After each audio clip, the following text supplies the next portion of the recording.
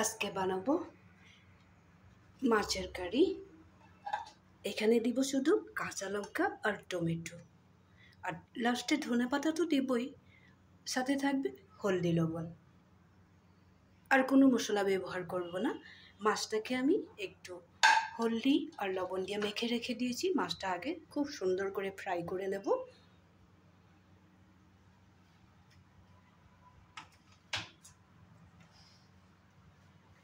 একটা ননস্টিকের প্যান বসিয়ে দিলাম। প্যানের মধ্যে একটু সাদা তেল দিয়ে দিলাম। এখন এক এক করে আমি মাছের পিসগুলো ভেজে নেব।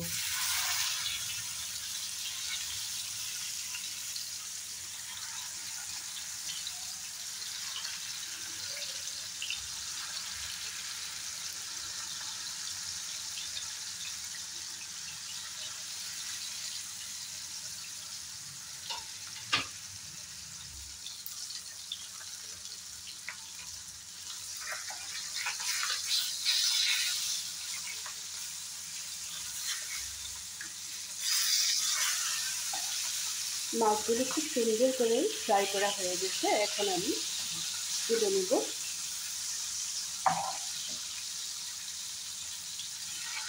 ও, একটা কথা বলতে ভুলেই গিয়েছি, মাছটা যখন হলদি লবণ মাখবে তখন একটু লঙ্কার গুঁড়া দিয়ে দেবে, ভেঙেও যাবে না।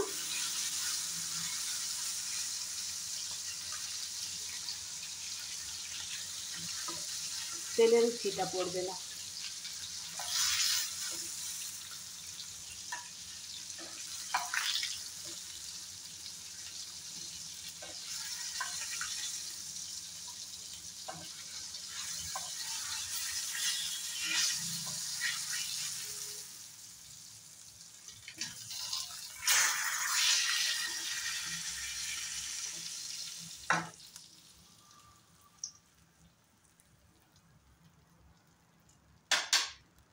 বাকি থাকা মাছগুলো এইভাবে ফ্রাই করে নেব।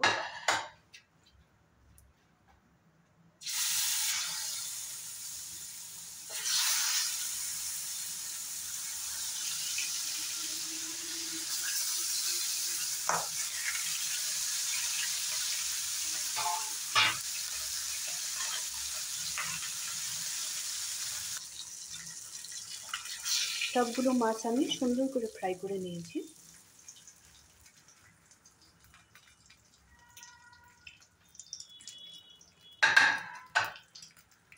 এখন গ্যাসের ফ্লেমটা একটু কমিয়ে দেব। কমিয়ে দিয়ে আমি একটু সর্ষা দিয়ে দেব।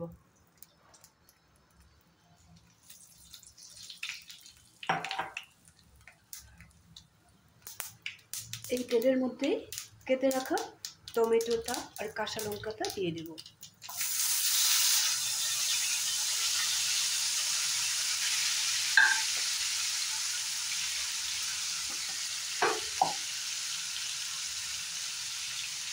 মাছটা ফ্রাই করার সময় মাছের মধ্যে অনেকটা লবণ দেওয়া হয়েছিল, যার জন্য একটু কমিয়ে দিলাম। প্রথমে আমি টমেটোটা একদম গলিয়ে নেব।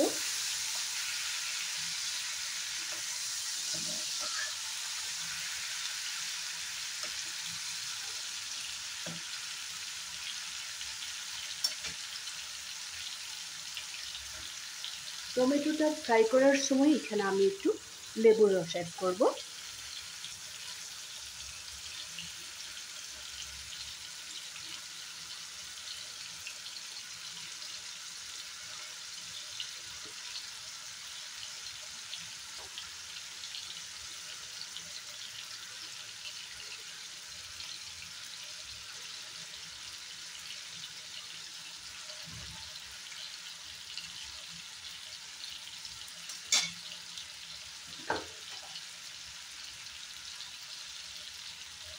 একেবারে কম পরিমাণে একটু হলদি পাউডার দিয়ে দিলাম।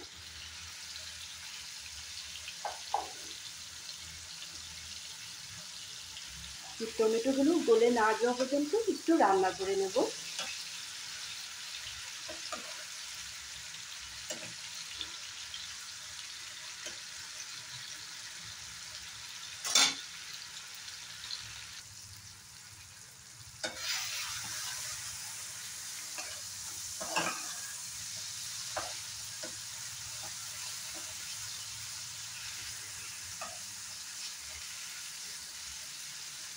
টমেটোটা ফ্রাই করা হয়ে গেছে। এখন আমি দিয়ে দেবো এখানে কাঁচা লঙ্কা,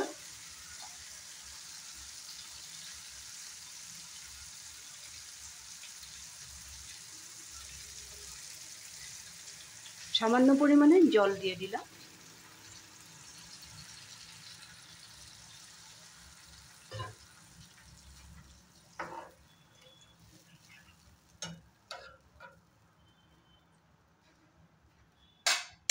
আবার একটু সময় রান্না করে নেব। এখন ঢাকনাটা তুলে দেখে নেব।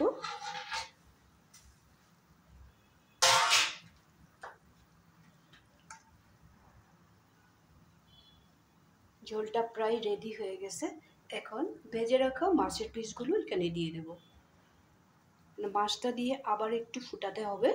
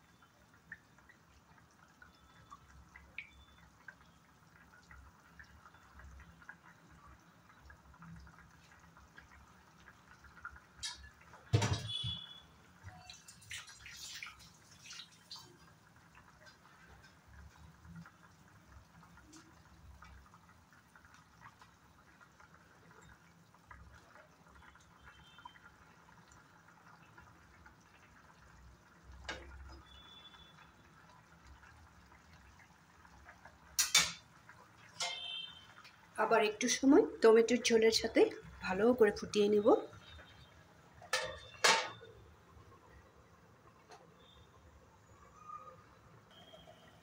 ঢাকনা তুলে একবার দেখে নেব।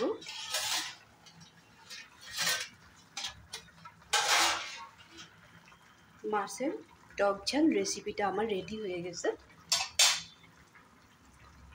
এখানে আমি একটু কেটে রাখা ধনেপাতা অ্যাড করে দেব।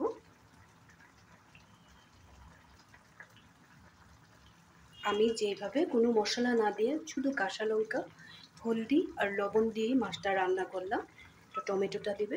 টমেটোটা একটু কালারটা ভালো হলে টমেটোটার দেখতেও ঝোলটা খুব সুন্দর হয়। এখানে তো কোনো জিনিসই ব্যবহার করি নাই, তোমরা দেখতেই পারছো। এইভাবে তোমরাও একদিন রান্না করে খাবে। এখন তো গরমের দিন। এইভাবে একটু লেবু দিয়ে দেবে সাথে। আরও 2 মিনিটের মতো ফুটিয়ে নিলেই আমার এই টক ঝাল মাছের ঝোলটা রেডি হয়ে যাবে। তোমরা এভাবে বাড়িতে বানিয়ে খাইয়ে তারপর কমেন্ট করে আমাকে বলবে, লাইক শেয়ার করবে।